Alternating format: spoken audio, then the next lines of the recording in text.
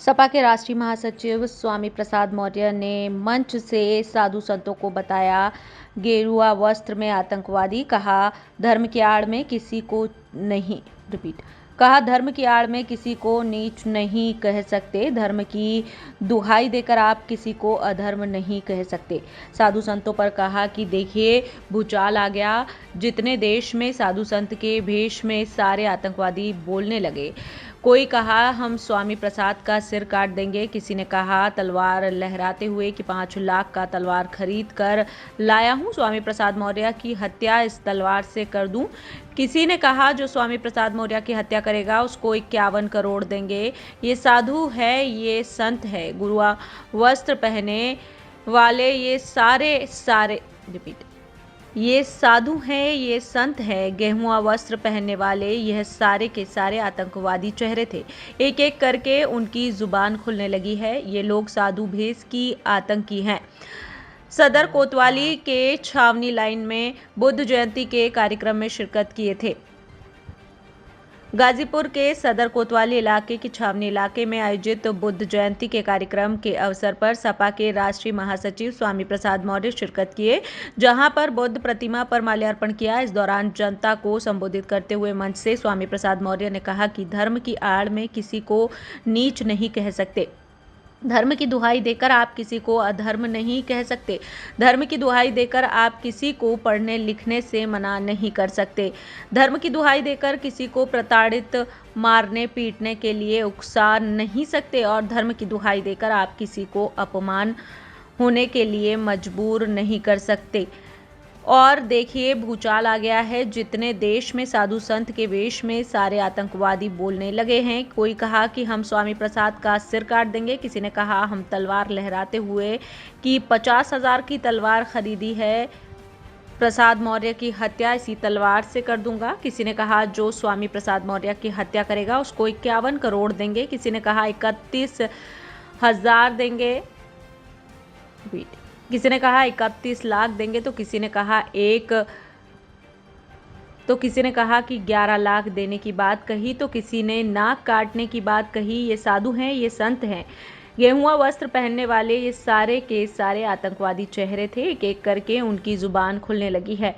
ये लोग साधु भेष में आतंकी हैं। जिस तरीके से यह लोग घिनौनी हरकत किए हैं। वहीं मीडिया ने ओम प्रकाश राजभर पर सवाल किया तो उन्होंने कहा कि ओम प्रकाश राजभर सपा में दगे कारतूस की तरह आए थे और वहां चले गए। अब उनको दगी कारतूस दिखाई कहां पड़ रही है? अब तो भाजपा में दिखाई पड़ेगी। वहीं मीडिया ने बिहार में बागेश्वर बाबा द्वारा हिंदू राष्ट्र के प्रचार प्रसार को लेकर सवाल किया तो उन्होंने कहा कि मछुआरों और मक्खियों के भनभनाने से बदलाव की आवाज नहीं निकल सकती। कि राजभर जी दगी कारतूस के रूप में आए थे, चले गए। अब उनको दगी कारतूस दिखाई कहां पड़ रही है? अब तो भाजपा में दिखाई पड़ेगी, जो दिखाई पड़ेगी। सर आप हिंदू राष्ट्र की बार बार विरोध करने की कोशिश कर रहे हैं, बार बार कह रहे हैं कि हिंदू राष्ट्र नहीं बने, जबकि बिहार में बाबा बागेश्वर धाम वाले सरकार जो अपने आप को धर्म शास्त्री कहते हैं, मेरे शास्त्री जी भी इसका बिल्कुल पर जा चुके हैं और लगातार हिंदू राष्ट्र का प्रचार प्रसार शुरू हो गया और आप विरोध कर रहे हैं, क्या होगा? मच्छरों और मक्खियों के भनभनाने से बादलों की आवाज नहीं निकल सकती, न कारखाने में तूती की आवाज। बाबा जैसे एक नहीं 1000 लोग इस तरह से बोलेंगे तो देश की जनता उसका संज्ञान नहीं लेगी। देश भारतीय संविधान से चलेगा, किसी बाबा के बयान से नहीं चलेगा। आज लगभग 25 दिन दिल्ली में हो गए। हमारे जो भारतीय महिलाएं हैं, जो महिला रेसलर लगातार धरना दे रही हैं, बीजेपी के लोग जाकर के बाबा का दर्शन कर रहे हैं, अभी तक लोग कोई नहीं पहुंचा, अभी तक न्याय नहीं मिल पा रहा है, क्या होगा? भारतीय जनता पार्टी की सरकार लोकतंत्र को लगातार कुचलने की कोशिश में लगी है।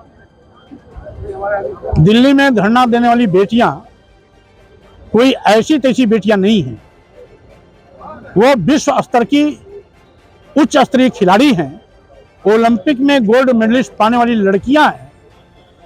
वो पूरे देश की ऐसी गौरवशाली बेटियां हैं जिसपे पूरे देश को नाज होना चाहिए कि पूरे दुनिया में अपने कर्तव्य से भारत का मान बढ़ाया। 6 महीने से लगातार आवाज उठाने के बावजूद भी FIR न लिखना दुर्भाग्यपूर्ण है। FIR तो तब लिखी गई जब माननीय सर्वोच्च न्यायालय ने दखल दिया। FIR लिख ली गई, लेकिन अभी भी सरकार जांच कराने के लिए तैयार नहीं। और सही मायने में सरकार को तो निष्पक्ष जांच करानी ही करानी चाहिए थी कि आरोप सही है या गलत है, आरोपी को सजा देना है या नहीं देना है। जब जांच ही नहीं कराएंगे तो मामला आगे बढ़ेगा कैसे? तो जानबूझ करके यह हमारे देश की गौरवशाली बेटियों का अपमान कर रहे हैं और अपमान करने वालों का साथ दे रहे हैं। मौर्य जी, जम्मू कश्मीर में धारा 370 की बहाली के लिए महबूबा मुफ्ती ने कहा कि जब तक 370 का बहाली नहीं होगा तब तक वो चुनाव नहीं लड़ेंगे। अब चूंकि ये बयान महबूबा जी का है तो महबूबा जी की तरफ से मैं स्टेटमेंट तो नहीं दे सकता, लेकिन हाँ इतना जरूर है कि जिस तरीके से लोकतांत्रिक संस्थाओं को कुचलने का VP न्यूज, खबर सिर्फ सच की।